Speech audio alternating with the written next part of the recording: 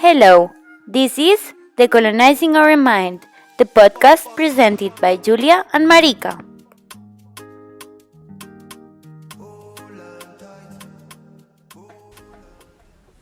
Good morning, everyone. A pleasure to be with you one more Wednesday. Today we have with us an amazing guest speaker, Musa Obey. He will be talking about his experience as a black man living in Spain, because as he told us, the first stage for decolonizing our minds is to engage into conversations. Hello Musa, thank you for agreeing to do this podcast with us. To start, can you introduce yourself? Yes.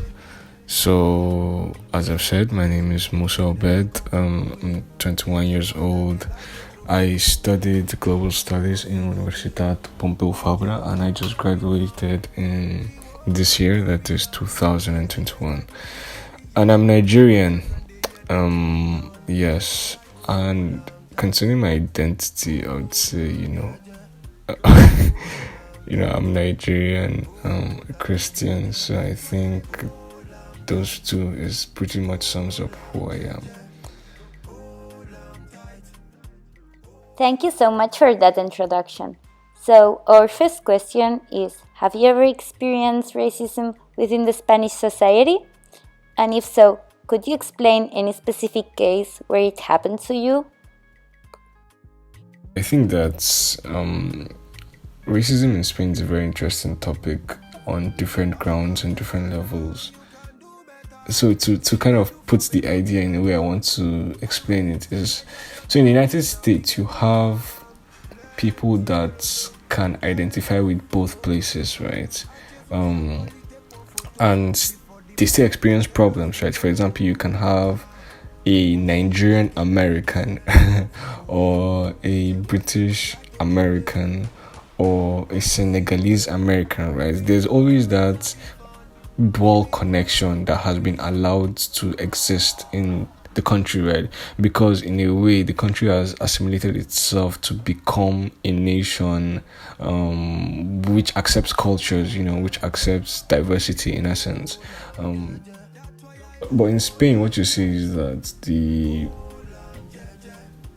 African person in Spain, or not even African, but the non-Spanish person does not have the privilege to assimilate the two things that they are, right? There's no space for duality in the way that, as I've explained, the United States.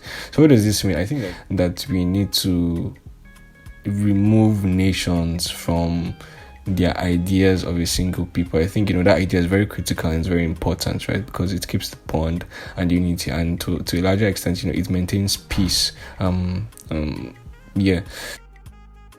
It is harder still for people to really get assimilated in the culture. And like for somebody who is dark skinned, the toughness increases, I would say, because then you are facing different, if you like, staircases of problems and different staircases of barriers, right? You're like put behind so many walls. Anyways, I think that my experience with racism within the Spanish society is one that is, as I said, subtle. So people are not explicitly racist. So I don't think I've experienced. Obviously, like with friends, you make jokes and whatever, right? And this is with friends, and it doesn't go beyond conversations that you're having with a friend, and it's not like it's not taken at a personal level.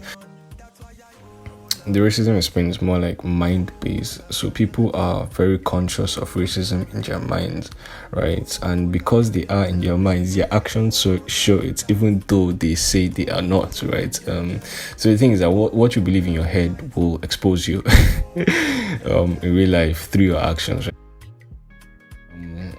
When you are walking, behind someone or close to someone, right? You just know without words, that okay, there's a tension going on, right? And so to do that, you just have to excuse yourself, or just have to find a way to just get out of that situation. I remember one time in Barcelona, I was walking down this, like I was coming home. It was at night, and then there were these two men in front of me, right? and I know I could tell, that they were feeling uncomfortable that I was walking that was walking behind them, right? And they think the problem most of the time for me is that the direction people are going is the direction I'm going. So they get this consciousness that you're like following them or pursuing them, but I'm just going to my house basically. There's nothing personal about this. I'm just when I get to my door, I have my keys and I'll go home and I want to sleep. But yeah, you could see it, and it was just like 10 minutes or 5 minutes, right?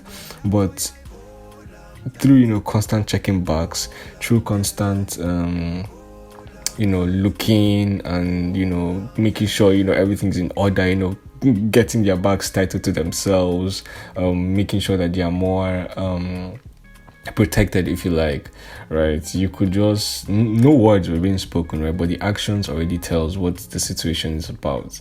And so I don't know, that's just an example of like the nuances of racism in the Spanish society. And so I think to a large extent, because it's not being spoken of and because it's being ignored and it's not being really brought to the table, right? It's an elephant that people do not want to admit is an elephant in the room. So it is creating like a lot of inbuilt tension between people, right? So people will have to pretend that everything is okay together when in reality they know that nothing is okay, right? And so they live this life of pretense in this. Thank you for your interesting insights in the difference between racism in Europe and in the States. Do you think that racism is still rooted among European societies? And what are, in your opinion, the most effective exercises for decolonizing the minds? I believe that you only are racist because you actually do not understand the other person, right? So, and it's more you have been taught that a person is X or Y, but then because you have not really had a conversation or experienced somebody from that X or Y culture that you've been taught, your ignorance fuels your racism. Stereotypes, are stereotypes because to a small or large extent, they are real, in certain individuals. But then when you now have real life conversations with people, you just realize it's just much more complex than just tagging it that it's much more complicated. There's a history, there's a whole mental process, there's a whole becoming as a human, there's a whole thing in that person that has made them act in the way they have acted, right? So I would say that we actually live in a world where the victim has more power. Right? If you're a victim, you have more power, influence, if you like, in the public space, and this is both good and bad. But I think they are victims for a reason, so we should not bring them down and say, oh no, because you're a victim you have more like public space power, right, in sense of like public opinion and not structural or policy opinions. So so I think victims should not be brought down. I think what they are saying, we should listen to them and then reason out, okay, what is the basis to which this person is making these comments, this experience, stating this story or of his or hers. But yeah, I think it's really deeply rooted in European societies, but I believe that to progress from that, we just really have to be conversational about it. Just have a guy.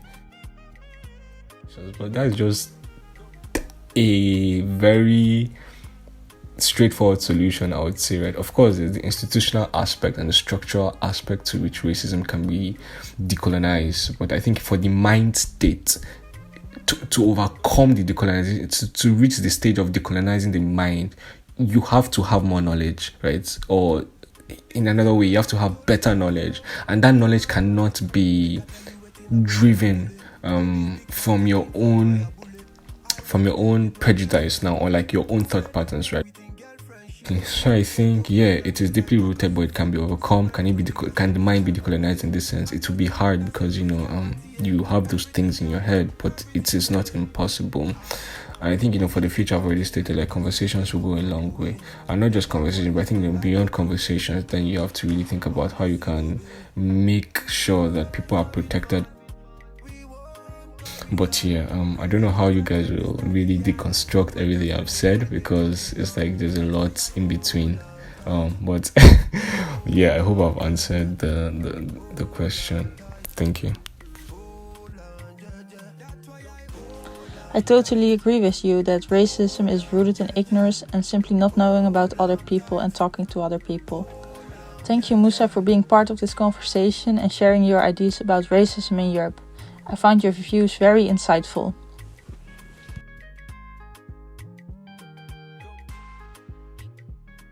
So far, today's episode. We hope you have enjoyed it. And we also hope to see you again next Wednesday, where a very special guest will give us some day-to-day tips for decolonizing our minds. Thank you very much and have a nice day.